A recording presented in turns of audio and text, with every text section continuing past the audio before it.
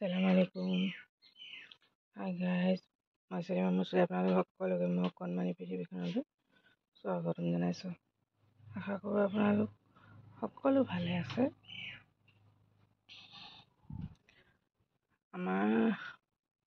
আমি আছোঁ আৰু আজি আমাৰ বৰ বেয়া লাগি আছে, বৰ দুখ লাগি আছে।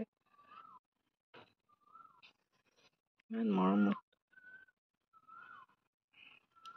গুলুক আমি পুহিছিলোঁ।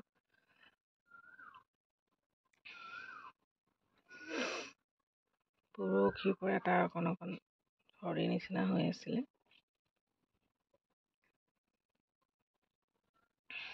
সদায় যেতিয়া তেতিয়া হয়, ভাল হৈ যায়, দৰৱ চৰব খুৱাওঁ। আগতেতো বেছিয়ে হয়, এইবাৰ যে ইমান পটককৈ সি অকণমান চৰ্দি লাগি হৈ থাকিব পাই নাছিলোঁ। ৰাতিপুৱা শুই উঠিছোঁ, মৰি আছে। ইমান বেয়া লাগিছে। কৈছোঁ জিন্দগী আৰু চৰাই ঘৰৰ নাম নলয়।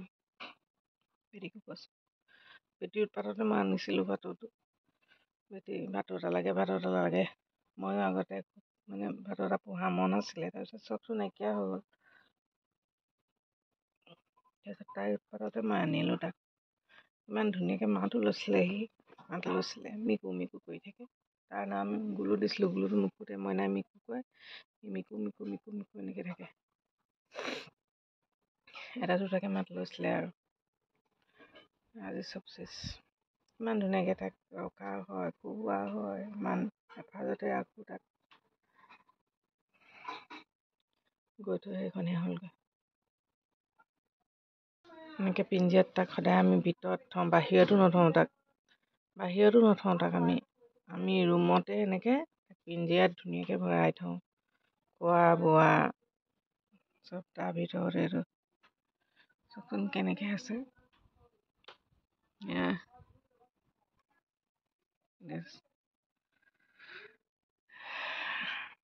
ইমানো বেয়া লাগিছে।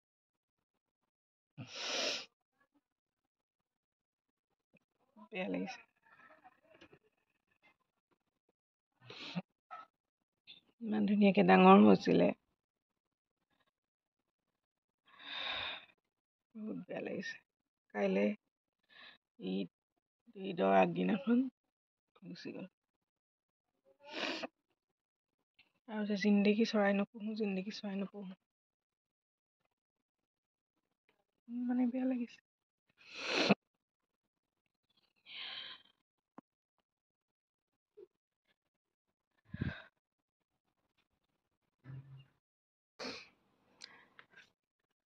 বহুতেই বেয়া লাগিছে। ইমানেই বেয়া লাগিছে সি আমাৰ ঘৰৰ মানুহ নহ'লেও যদিও সি চৰাই এটা মানুহৰ নিচিনা,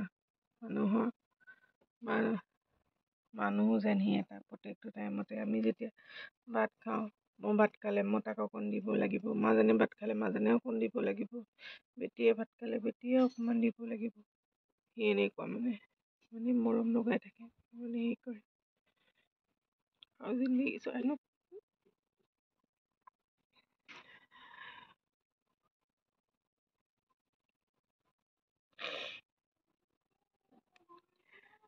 ভবা নাছিলোঁ মৰি যাব বুলি।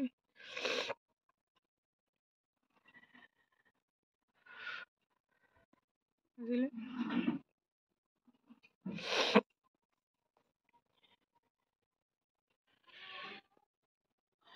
ৰাখিছোঁ। Bye bye.